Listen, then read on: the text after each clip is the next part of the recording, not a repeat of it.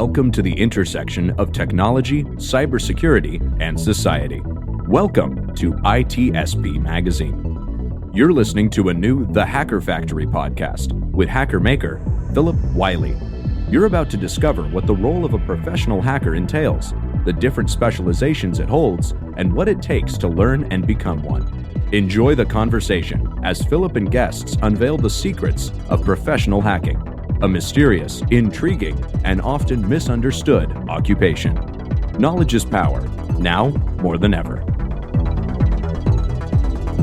BugCrowd's award-winning platform combines actionable contextual intelligence with the skill and experience of the world's most elite hackers to help leading organizations identify and fix vulnerabilities, protect customers, and make the digitally connected world a safer place.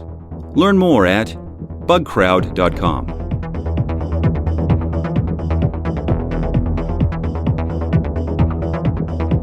Hello and welcome to another episode of the Hacker Factory podcast. I'm your host, Phillip Wylie. I refer to myself as the Hacker Maker because I enjoy mentoring, educating, and helping others get started in offensive cybersecurity and different areas of ethical hacking. Each episode, I have a unique guest with a really cool story, and this week is no exception. I've got my good friend David Evenden on joining us today, and he's got a pretty cool story. I mean, some things he's done may be similar to some other people in the field, but then he's got some uniqueness that most people don't have, so really interested to hear him share that information. So welcome and thanks for joining, David. Yeah, absolutely. Thanks for having me, Phil. I'm always honored to hang out with you and be able to join a lot of your local meetups and groups. So yeah, I appreciate it. Thanks. Yeah, I appreciate the support, and thanks for taking the time out of your busy schedule, because I know with your business and all the things you got going on and a young family, then I know your time's pretty precious, but thanks for taking that time to share. Absolutely. So why don't we start out with introducing yourself? Why don't you tell our listeners a little bit about yourself? Yeah, so I am a cybersecurity business owner. I'm a father, I'm a husband, and I spent some time in the service as well. My entire career really started defining my vocation at a pretty young age. At about 23, I got a degree in exegetical theology and defined our vocation of where your heart's greatest desire and where the world's greatest need meet. And for me, that's just my entire progression of my career. It's been leaning into peer men in my community, wherever that community might be. And that's led me through the military, through learning a foreign language, through jumping into information security, and then now really just sort of leaning into the next generation of our community to build them up. Yeah, it's great the things you're doing, and I love that you're doing your internships and stuff. That's really great that people have the opportunity to go through something like that, because there's just not enough internships. And, that's a lot of times the easiest way for someone to get their foot in the door is that they can go through internships. Yeah, and we do have multiple different stages, and I'm happy to talk about what those look like and what those are. Just because we're building it out, we're learning just from the failures that we've come along the way. We've processing people through internships that just have absolutely failed. So let's not do that in the future. Yeah, it's been good.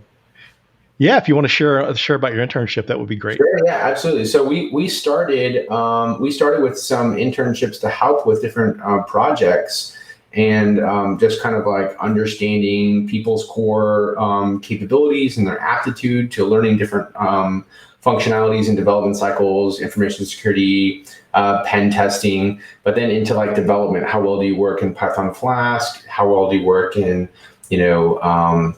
React Native? And so on and so forth. And so kind of like progressing through that, those different stages, we realized that, writing different core competency books towards CompTIA certifications. We have those, and our focus there was actually just to host those online for people remote who want additional study. But then we moved into a much larger space, and we realized actually we have space to bring people into this community, into this space around us with other people with experience. How about we just start teaching? And now we teach 4 days a week. We have different cycles of 4 students at a time. And so Mondays and Wednesdays and Tuesdays and Thursdays. And when you're in the office, you're in the classroom, and when you're at home, you're working, remotely. And we go through. We have different types of internships. We have functional working internships, and we have educational internships. The educational internships are part of our institute, Standard User Institute, and the focused working internship is part of Standard User Cyber. And the educational internship is actually broken up into, I would say, probably 6 different sections. So there's 6 solid sections, 3, well, I would say, so within, it's a 90-day internship, so it's 3 months. And hang on one second, people are giving me a hard time.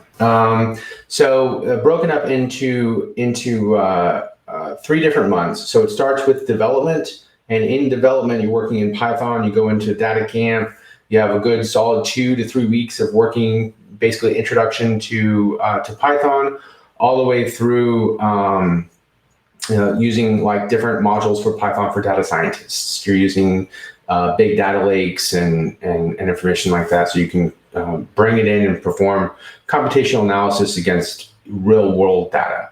And then at the end of that at the end of the development portion of the internship, you have to work on a project, a Flash project, an IP address calculator, whatever it is. So you're developing and creating something. And then you're moving into engineering. In engineering, you design networks, use packet tracer, develop something like that. Then you move into forensics. Forensics, we're using a different series of software tool sets that allow for, you connect to a VM and load different types of memory dumps or different types of malware. So you can perform malware analysis or memory against a machine, for instance, that's been targeted. And then once you get finished with the forensics portion, you move into information security. And then once you get finished with information security, you move into offensive security. So we really like to make sure that we're separating information security and offensive security, because even though there might even be defenders and attackers, there is this very small niche of the world where you're developing or you're designing an environment and you're implementing security as layered security solutions in that environment, and not necessarily defense, not necessarily blue teaming or red teaming. You're really helping with network design. So those are our core components, and the application process for that, we have a good list of applicants that are waiting on deck. So once we complete one series of them, we basically immediately start another 4. Oh, very cool. Yeah. So are you still, I know you were an adjunct professor before, are you still doing that? Yeah, actually I am still doing that. I forgot I was doing that. And my class started last week. And if you're listening to this and you're one of my students, I'm sorry, I'm not a very good instructor. But really I'm just teaching, they're just capstone classes. And so really it's students who have had multiple times throughout their 4-year degree. And their syllabus is designed for, they work on their own projects. It's very much self-paced. And so if they have questions, they'll shoot me an email, but there's not a whole lot of, lecture time. I feel like that at this point, they've had enough lectures and they just want to develop and make things. I think in our space, the hands-on making things, once you get to a certain portion of that, that's really what you want to focus on. And allowing for students to be able to do that, I think is incredibly important to give them that space. Yeah, that's good to hear too, because I know a lot of 4-year schools overlook the importance of the hands-on piece, because just from teaching at a 2-year school, I've kind of noticed and saw like some of the local universities that, like the Cisco classes, they'll say labs if time permits. Right. Yeah. So that's good. So that's good that they have someone with that experience and know the importance of the hands-on piece of things. So that's pretty cool. And so you'd mentioned something about books. Could you tell us a little bit about the books? Oh yeah. So we've actually worked with a couple of other senior engineers or forensics, incident response personnel, pen testers to write just very intro level training books for CompTIA That's, let's see, we have intro to security, intro to networking, intro to cybersecurity, and then intro to pen testing. And we have 2 more that have been sort of in the, I would say like sitting cycle. One is intro to forensics that we're still working on. And then our final one is I guess final one that we're working on right now is actually not really an intro to a certification, but rather it's for people like us in our community that want to give back or develop internship programs. So it's called, right now a working title of building an internship program for the information security space. Oh, that's a great idea. Yeah, so we can just push that out to everybody else. And if you want to do it yourself, you're welcome to do that, because it's difficult, honestly. Like everybody is working remotely right now, and it's easy to work remotely once you know a lot of the content.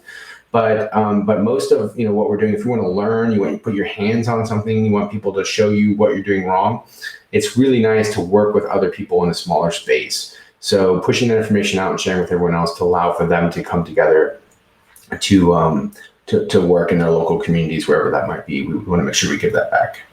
Yeah, very cool. I look forward to that coming out. I think that's going to be a good one because a lot of people don't have any idea how to do an internship program. And I think a lot of cases, interns come aboard, and if it's not really properly managed, they're really not learning as much as they could. Yeah, that's good. So very cool. So yeah, it's good that also that you mentioning doing the internships there in your office. So that's a good thing that you're building this off experience. It's not just theory of the way things should be. It's actually you've had practice putting this into play yourself. Right. Yeah, absolutely. It's like I said before, it's definitely been a significant learning curve for us. And I think one of my main focuses on learning has actually been how do I put someone else in a position to succeed? Because the answer to that is get out of the way. Most of the time I've been doing something and I've been wanting to build this and I've been wanting to do that, and I've been right there in the middle of it. And as I teach the people, people who might be in the office or people around us, teach them what I know in the community, what my experiences are, which might be good, might be bad, might be wrong, might be right, but teaching them as I've learned and come along, once they get ready to pivot that information and I see them start to teach, if I feel like that what they're doing is wrong or what they're teaching is wrong, there is definitely bandwidth for me to say, hey, why are we teaching it like that, after the fact? But the majority of the time, really, it's just me stepping out of the way, get out of the way, back up, let them teach, because throughout the course of that time, people who have learned things professionally, they know how to teach it much better than I do. You put your hands on the keyboard as an incident responder or a forensics analyst. Those are things I've never really done before. I've always been an offensive intelligence operator, an offensive intelligence analyst, so not really quite understanding what to look for. What are the memory address space identifications of, an infected machine, for instance? Like, how do I see that? How do I know that? Of course, I can learn that, and throughout the specific cycles of doing that, you can learn that, but it just hasn't been something that I've had the opportunity to do that within a work role before. In the same thread, I would say that some of my greatest inhibitors throughout my career have never been a network admin, have never having been a sysadmin or anything like that. I moved straight into, learning zero to hero through JCAC, through the military, and moving up and going to the NSA and jumping directly into an offensive shop. Like, okay, now you're gonna perform these roles, learn how to do these, learn how to do this. You're either gonna sink or swim. And if you swim and you can make it, this is gonna be your core function, but you're not gonna be managing or developing or owning, network systems. And once you get into a position where you're starting to teach people how to do that, but you've never done it yourself, it's hard. It's really, really hard. So getting out of the way and letting people who know those core competencies significantly better than me, you're gonna come in here to teach, check your ego at the door, because you're going to have students that are smarter than you, and that's difficult sometimes to deal with. Oh, very interesting. I know we got into the internship stuff because that was really interesting to me. And so I kind of led off with that. But why don't you go in a little more detail of your career, kind of how you got started? Yeah, in the information security space, I was a linguist for a little while and rotated out of that role and went while I was in the service and had to choose a different functionality. Rotated into the, I would say, offensive intelligence space, and went down to a school down in Pensacola, Florida, that basically teaches you. I mean, when I went in there in early 2011, I could log into Facebook. That's pretty much like the core competency of what I did as a cybersecurity person.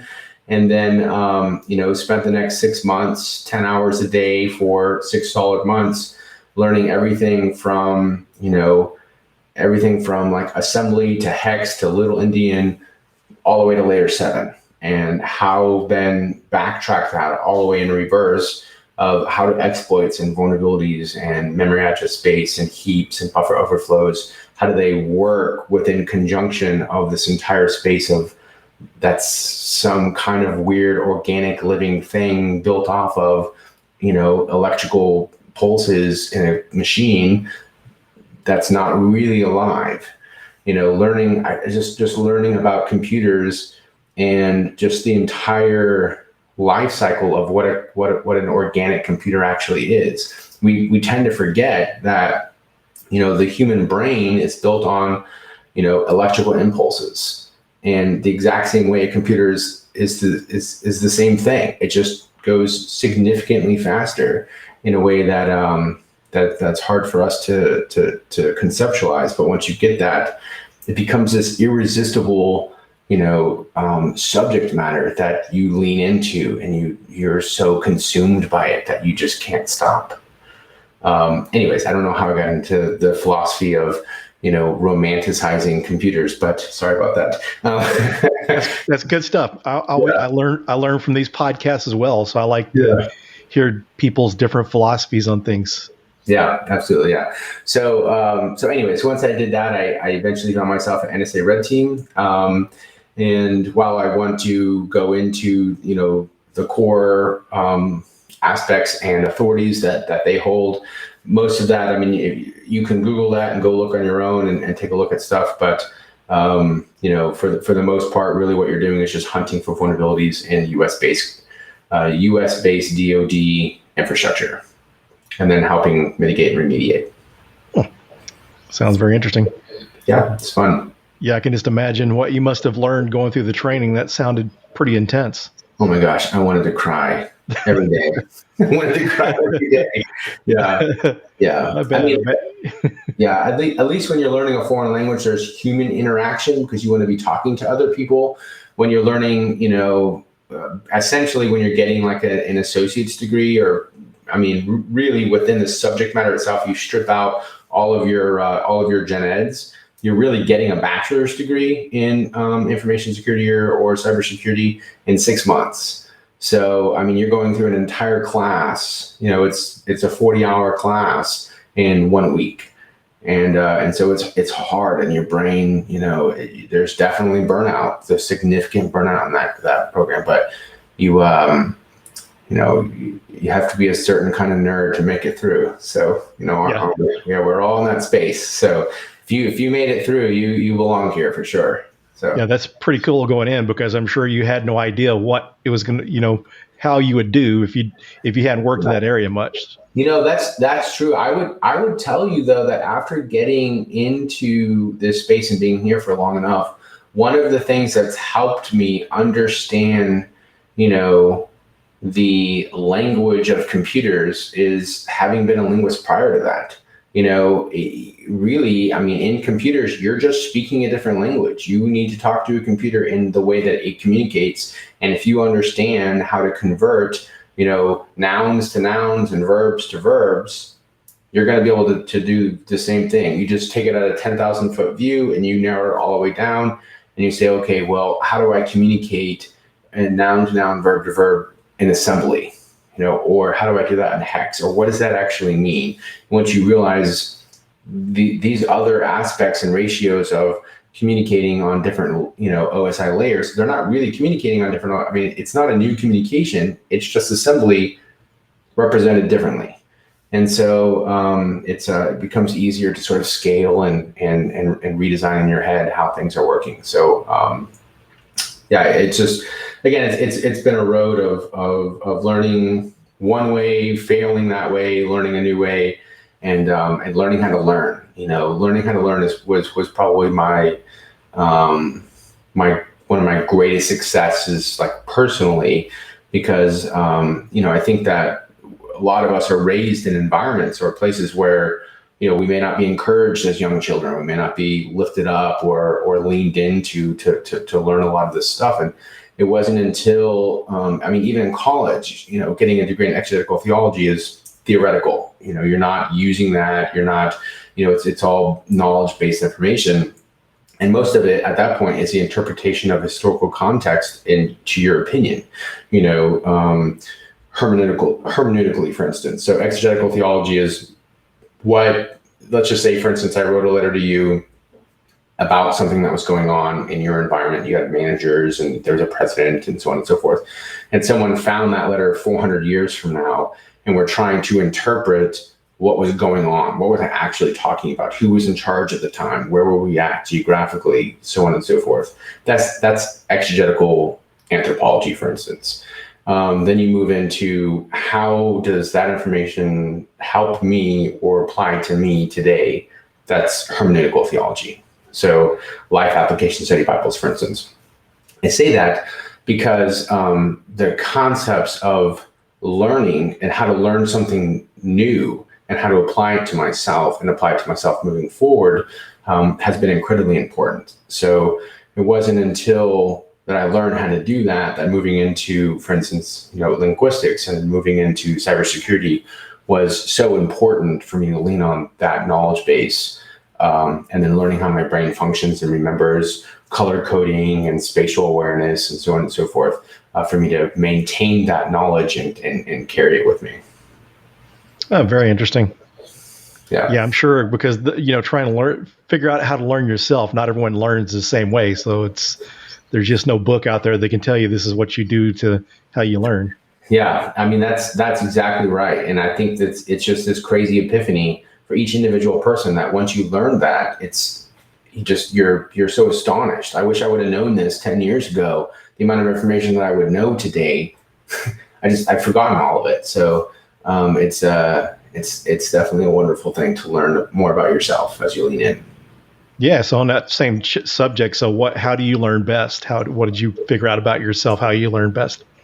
That's really good. One of the ways that I learn best is not to obsess over things. When I am about to take a test or when I'm focused on something and I become obsessive about it, my brain focuses more on the end goal than the information that I need to take with me. So for instance, and one of the ways that you can remember that, let's just say, for instance, passively, if you need to remember a phone number or anything, a digit or something like that, and you just see it and you carry on and you kind of remember, hey, that's something I need to remember, and move on. The more that you stress about that, the lower the probability that you're actually going to remember it. You get to that spot and you're like, oh, actually it was this number. I don't really know how I remember that. Well, because you put it somewhere in your brain, you understood how to categorize that information and then re-access that later. As opposed to you continue to stress over it, you're going to forget your brain will subconsciously forget where you've categorized that and you won't be able to access it later. So color coding, for instance, for me on subject matters is pretty important. If I see something written in a certain color that I've written down, I'll have categorized that color into a specific subject. If I'm training for networking or security or so on and so forth. And then I see that, okay, that's a networking-based concept. I'm learning this within the networking-based concept, that's orange, and that helps me understand, okay, this is the CCNA portion of this networking module, for instance, and these are like different rules or regulations for this firewall. It works most of the time, but it only works on a micro level. level, it wouldn't work on a macro level for me. So if I'm studying for 6 certifications at the same time, which don't ever do that, but but if for whatever reason you need to take, you need to study a bunch of stuff at the same time, the color coding of module awareness and spatial awareness on a board, for instance. I see something in the top right-hand corner of a board, and I see it again on a sheet of paper, and I remember it was in the top right-hand corner, and that quadrant was for this. So the probability that it's actually for that particular subject matter is high. I see on the desk, this pertains to CCNA. Okay, it's probably for CCNA because that's where it was out on the board. You start to do that on a more macro level, on a much larger scale, and it's harder to categorize that information because you can't see it. There's just too much information. Yeah, that's pretty interesting. Thanks for sharing that detail. One of the things too that people tune into this show is to kind of get some tips on getting started. So, since you've taught, have interns you're teaching, you went through some pretty intense learning on your own, kind of getting started out. What would you recommend for someone that's trying to get started out in offensive cybersecurity? Well, in offensive, if you're not in the space right now and you're wanting to move into offensive, I would say that my road and my path is very abnormal. Trying to make it, the sink or swim concept within our space is one, it's not healthy to try to move directly only into like the most difficult portion of I guess I would say the most difficult discipline within the information security space. I say that not necessarily to like make all the right engineering and forensics and network design and sysadmin and network. I mean, they're incredibly difficult. So they're different types of skills. But moving into offensive security, you need to know a lot of those other disciplines moving into offensive security. So I would build a roadmap. I think that your book is definitely a phenomenal resource for doing that. Pentester's blueprint of understanding what does it look like, how do I move into the next series of cycles of how do I make it to that location, understanding what different job functions that I might need to do along the way is incredibly important. So I guess if I had to give a list of things, I would say, if you really want to be in this space and this is definitely what you want to know, what you want to do, go all in. Step one, get a mentor. Step two, get a mentor in the space who has, come a ways in the space and understands, has different resources and is willing to share with you the hard truths about what your journey is going to look like. And then once you do that, identify methods, use your free time in a healthy way to learn whatever discipline that you're faced in front of at that point. And, just follow that roadmap that you guys designed together. I think that's really the stages. I mean, of course you can run in and try to get a job, you can pass a specific certification and say that you know how to do that. But, I think one of the main things that frustrates me about certifications, even though we teach to a lot of certifications, is that they do give a false sense of security. So if you have a certification and you're in that spot, you want to go into a space, you're telling someone else I can do this, and you're telling yourself you can do it. I will tell you, you can do it. Absolutely. If you're driven and you want to accomplish specific tasks, you belong there and you can do it. But to think that you can do it just because you have a certification is a dangerous place to live. I think backing up and continuing again to check your ego at the door as you move into that space is incredibly important, because you need the people around you in as much as the people around you need you. They're leaning on you, they depend on you, and this is an absolutely wonderful community to be in. I love being here. I love the people that I get to work with.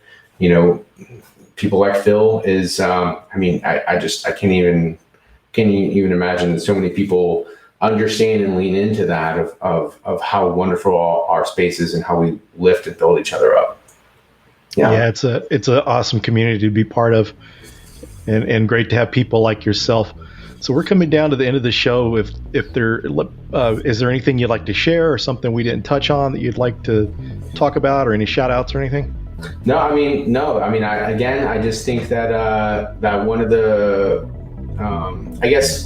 another bullet point on my list were to be to lean into your local meetups. If you live in a large city, you're going to have local information security or offensive security meetups, cybersecurity type stuff. If you live in a smaller city or a smaller town, of course you might not have them, but that doesn't mean that you can't start one. If you think that you're the only information security person in your town, the chances are you're probably not right. So lean into that, attend, build, a big networking audience of people, networking community of people that you can surround yourself with. And that's one of the best things, don't go alone. Yeah, I have to agree with you there. So yeah, thanks for sharing your story and the awesome knowledge and information with our listeners. Thanks for joining. Yeah, thanks, Phil. Well, thanks everyone for joining, and we'll see you on the next episode.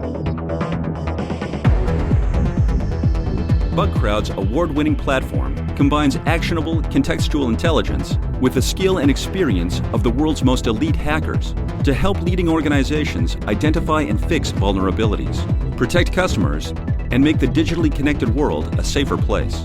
Learn more at bugcrowd.com. We hope you enjoyed this episode of the Hacker Factory podcast with Phillip Wylie. If you learned something new and this podcast made you think, then share itspmagazine.com with your friends, family, and colleagues. If you represent a company and wish to associate your brand with our conversations, sponsor one or more of our podcast channels. We hope you will come back for more stories and follow us on our journey. You can always find us at the intersection of technology, cybersecurity, and society.